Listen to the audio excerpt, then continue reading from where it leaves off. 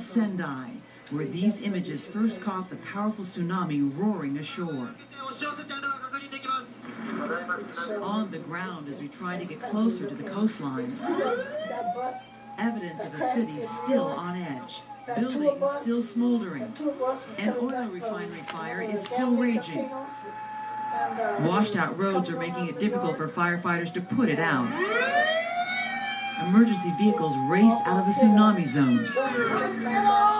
They're yelling at us because they're saying that a tsunami is coming right now. They're yelling at everybody to get out of the way. So we're leaving the area.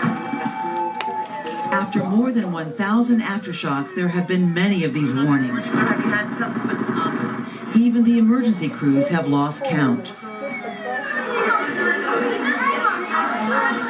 In an evacuation center, we found Michiko Hashimoto, still traumatized.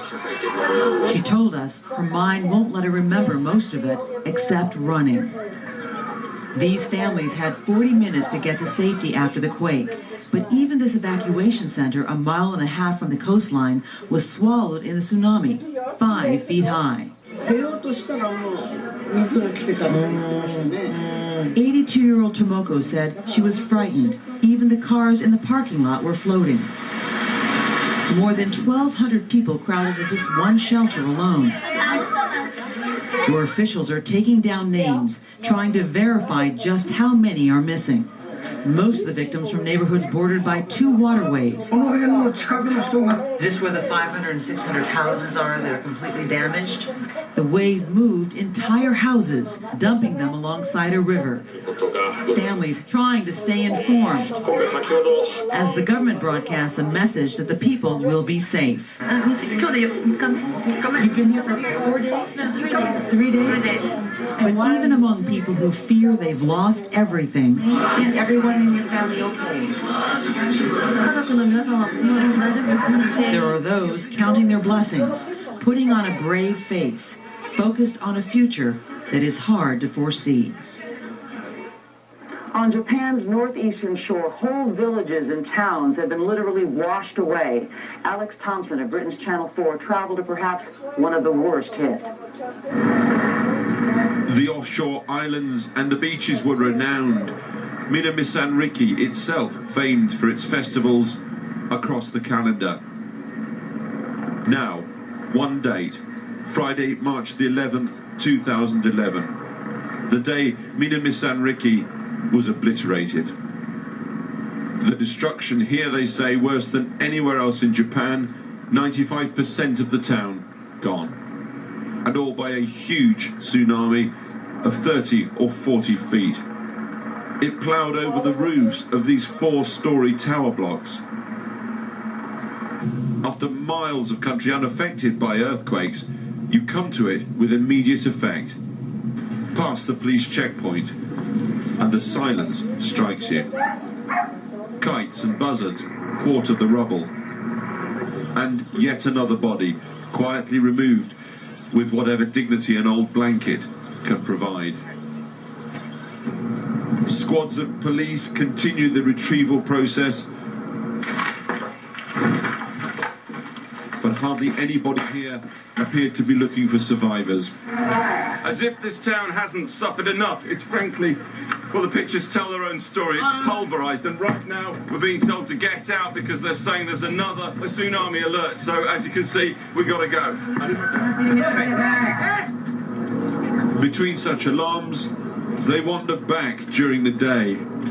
Some bewildered, others phlegmatic, but all simply dwarfed by this. The empires of men upturned in moments. Tell me, how many people have been killed in this town? I'm not sure, but according to the news, 10,000 people died out of 17,000 people in this town. 10,000 out of 17,000? Yeah, very sad. Killed in this awful collision between the incomprehensibly vast with the pathetically intimate. The sheer force and scale of it's hard to take in. Hundreds of thousands of tons of salt water and debris rushing up this valley, filling it 40 feet deep at 15, 20 miles an hour. Look at it, canals reformed, embankments gone, harbour walls obliterated.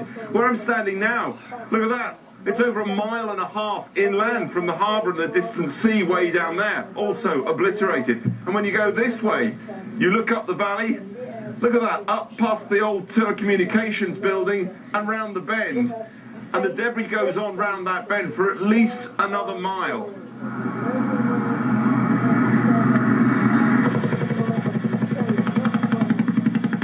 There is no hospital here, that's gone. So serious injuries must be flown out with the Japanese Defence Force. The waiting can be simple, undignified even, but there's a real sense of a community pulling together in all this. And astonishment that the outside world should care. At the school, a woman hugged us and said, "I can't believe you've come all the way from England for this." Pulling together too, behind the school gym. Delicate work this, the bureaucracy of death, identifying bodies and sending them on for their funerals. This is a small town. They know these people. These 9 more bodies, this time from a building just next door to the high school, the old people's home. Uchida Takina's a restaurateur in town, or he used to be. As he put it, there's nothing left now except the concrete base. They're shouting, "Run, run," and not very politely either. It's another tsunami alert. Nothing happened here, though in fact there were a couple of tidal waves a little further up the coast. And look at the faces in what's left of this town. You take such warnings seriously. And should you wonder why so many are missing, presumed dead, when the town had 30 minutes warning between quake and tsunami? The answer's in the terrain, hemmed into a steep valley, north, south and west. The one road out was quickly jammed as the 40-foot wave began coming in. We'll be back in a moment with more of the disaster in Japan.